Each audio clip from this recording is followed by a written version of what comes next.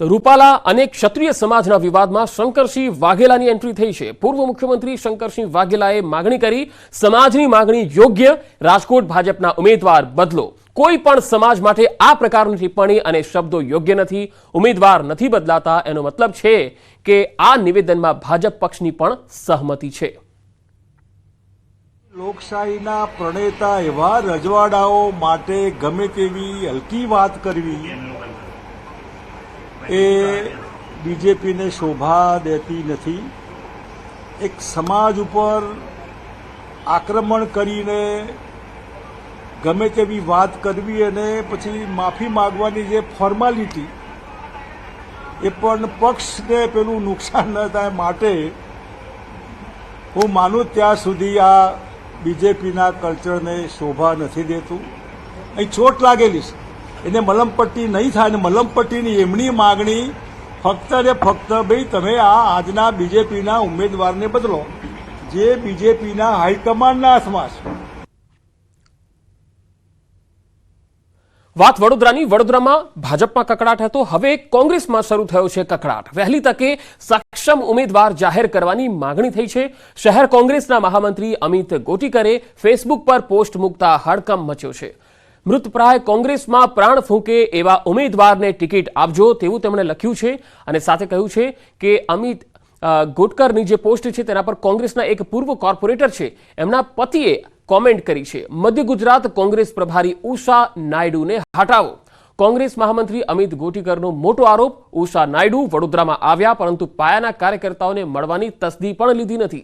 વડોદરા કોંગ્રેસમાં સંગઠનમાં કોઈને કામ કરવા ન દેતા હોવાનો પણ આક્ષેપ લગાવ્યો। કોંગ્રેસની નેતાગીરીને વડોદરા બેઠક જીતી શકીશું તેવો આત્મવિશ્વાસ જ નથી રહ્યો।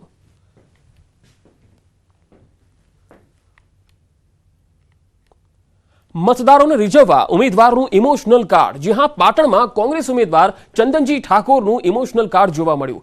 ચંદનજી ઠાકોરે પાઘડી ઉતારી મત માંગ્યા। ચંદનજી ઠાકોરના નિવાસસ્થાને રાત્રે માલધારી સમાજની બેઠક મળી, જેમાં માલધારી સમાજના આગેવાનોએ ચંદનજીને પાઘડી પહેરાવી સન્માન કર્યું। જે બાદ એ જ પાઘડી ઉતારી ચંદનજીએ માલધારી સમાજ સમક્ષ ધરી અને પાઘડીની લાજ રાખવા અપીલ કરી।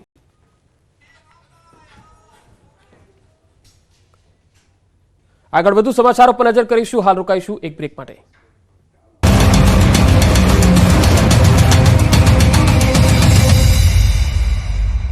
પારુલ યુનિવર્સિટી પાટણ લોકસભા કોંગ્રેસના ઉમેદવાર ચંદનજી ઠાકોરે પણ ગેનીબેન ઠાકોરની જેમ મામેરાના નામે મત માંગ્યા। હરીજના પીપલાણા ગામે રાત્રિ ચૂંટણી સભાનો વિડીયો સામે આવ્યો છે, જેમાં ચંદનજી ઠાકોરે મામેરાના નામે મત માંગ્યા। ચંદનજી ઠાકોર પીપલાણા ગામના જમાઈ છે, ત્યારે તેઓએ કહ્યું કે હું તમારા ગામનો જમાઈ છું, તમે મને દીકરો માની બધાએ એક માંડવે રહેજો અને મત આપજો। પોતાની પત્નીનું મતરૂપી મામેરું ભરવા ગ્રામજનોને તેઓએ અપીલ કરી।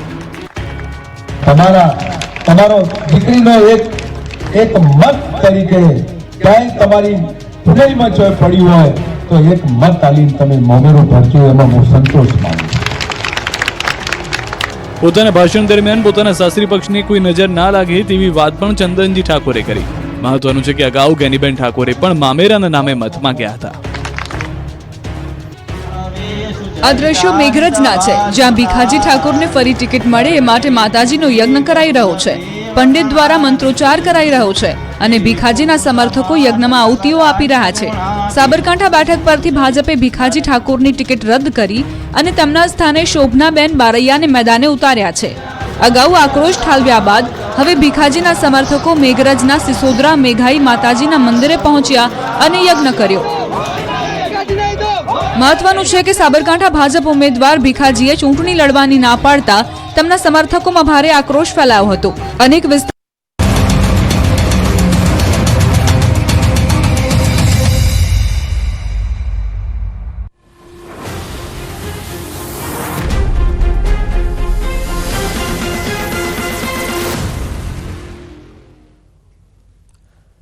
Welcome back. ભારતનું એક સમયનું રજવાડું અને સોરઠ ભૂમિ તરીકે જાણીતી જૂનાગઢ લોકસભાનો અલગ જ મિજાજ છે. લોકસભા 2024ના મહાસંગ્રામને લઈને જૂનાગઢ બેઠક પર બરાબરનો જંગ જામી ગયો છે. અનેક અટકળોના અંતે આખરે ભાજપે ત્રીજી વાર રાજેશ ચુડાસમાના નામ પર જ મહોર લગાવી છે. ત્યારે રાજેશ ચુડાસમાના રાજમાં જૂનાગઢ અને ગીર સોમનાથ જિલ્લાનો કેટલો વિકાસ થયો? જૂનાગઢની કેટલી બદલાઈ છે શકલ? સાવાજોની ધરતીમાં હજુ કેટલા સંકટ છે? ચુડાસમાના 5 વર્ષના કામકાજથી મતદારો કેટલા ખુશ છે? તમામ સવાલોના જવાબ જાણીશું અમારી વિશેષ રજૂઆત સાંસદના સરવૈયામાં. જૂનાગઢ ગીર સોમનાથ, સંત શુરા અને સોરઠની ભૂમિ, હિમાલયના પ્રપિતામહ ગિરનાર અને ભગવાન શિવની આરાધનાનું કેન્દ્ર.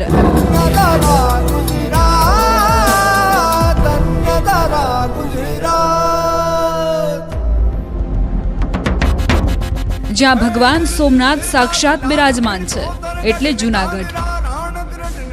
આધ્યાત્મિક દ્રષ્ટિએ જૂનાગઢનું જેટલું મહત્વ છે એટલો જ દેશની રાજનીતિમાં પણ જૂનાગઢ મહત્વનો ભાગ ભજવે છે.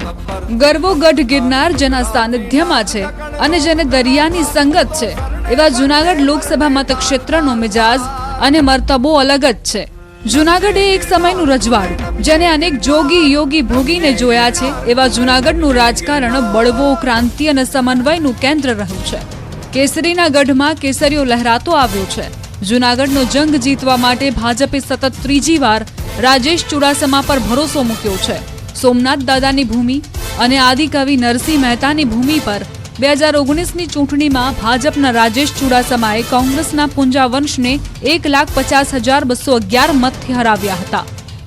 વિશ્વ પ્રસિદ્ધ કેસર કેરીના હબ અને ગીરના ડાલામથા સમા કેસરીના કિલ્લા સમાન જૂનાગઢ લોકસભા બેઠકની અંદર જૂનાગઢ જિલ્લાની 3 અને ગીર સોમનાથ જિલ્લાની 4 વિધાનસભા બેઠક આવે છે, જેમાં ભાજપ પાસે 5 બેઠક છે તો કોંગ્રેસ પાસે 1 અને વિસાવદર બેઠક ખાલી છે. જૂનાગઢ લોકસભામાં જૂનાગઢ, વિસાવદર, માંગરોળ, ગીર સોમનાથ, તાલાલા, કોડીનાર અને ઉનાનો સમાવેશ થાય છે. કોળી અને પાટીદારોના ગઢ કહેવાથી જૂનાગઢ લોકસભા બેઠકની અંદર કુલ 17,89,681 મતદારો છે, જેમાં 9,15,905 પુરુષ મતદાર અને 8,73,748 મહિલા મતદારો છે તો 28 થર્ડ જેન્ડર મતદારો છે. સૌરાષ્ટ્રમાં મહત્વની ગણાતી જૂનાગઢ બેઠક પર જાતિગત સમીકરણની વાત કરીએ તો 64.29 ગ્રામીણ અને 35.71 શહેરી વસ્તી છે.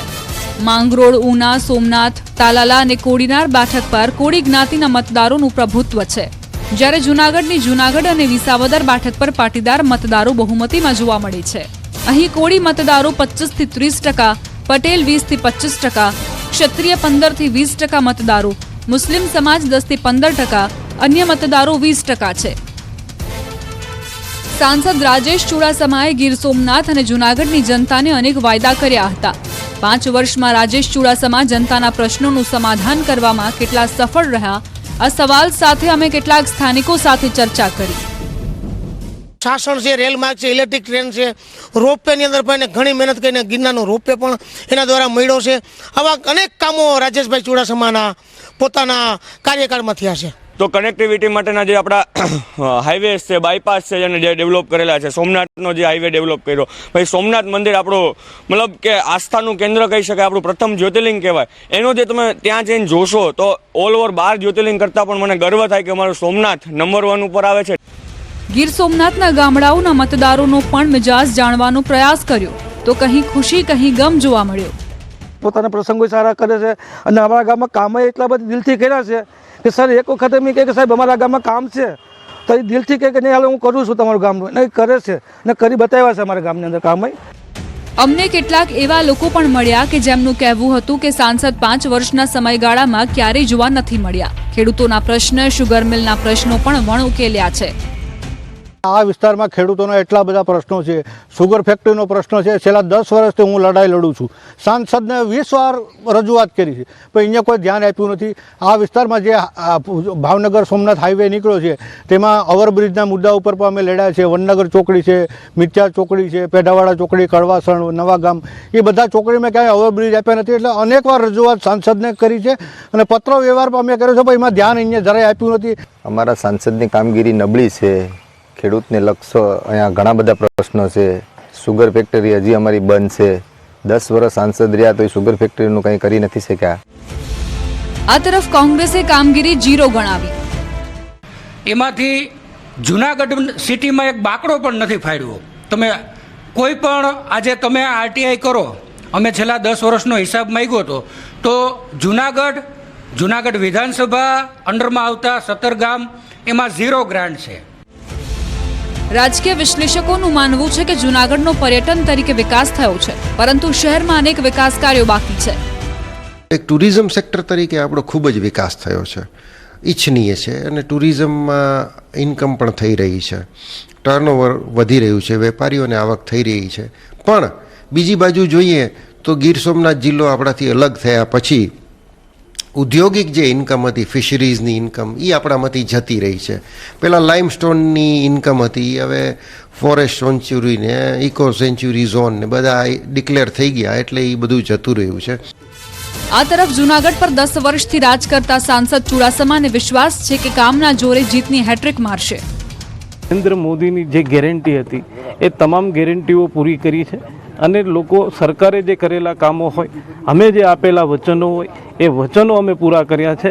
એના આધારે અમે લોકોની વચ્ચે જઈશું અને માત્ર ને માત્ર કમળના નિશાનને ઉમેદવાર ગણી અને 5 લાખની લીડથી આ લોકસભાની સીટ અમે જીતીશું, એનો મને વિશ્વાસ. સાંસદના રિપોર્ટ કાર્ડ પર નજર કરીએ તો જૂનાગઢના રાજેશ ચુડાસમાએ 5 વર્ષ દરમિયાન 78% સંસદમાં હાજરી આપી. આ સાથે તેમણે 364 સવાલ પૂછ્યા, 9 ચર્ચામાં ભાગ લીધો છે, 5 વર્ષમાં 7 કરોડ રૂપિયાની ગ્રાન્ટ વાપરી છે. 5 લાખની લીડથી જીતવાના લક્ષ્ય લઈને ચાલતા ભાજપે આ વખતે કંઈ કાચું ન કપાઈ જાય તે માટે આ બેઠક પર કોઈ રિસ્ક લીધા વગર ત્રીજી વાર રાજેશ ચુડાસમાને રિપીટ કર્યા છે.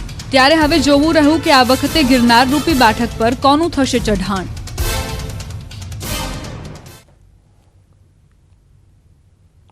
તો આ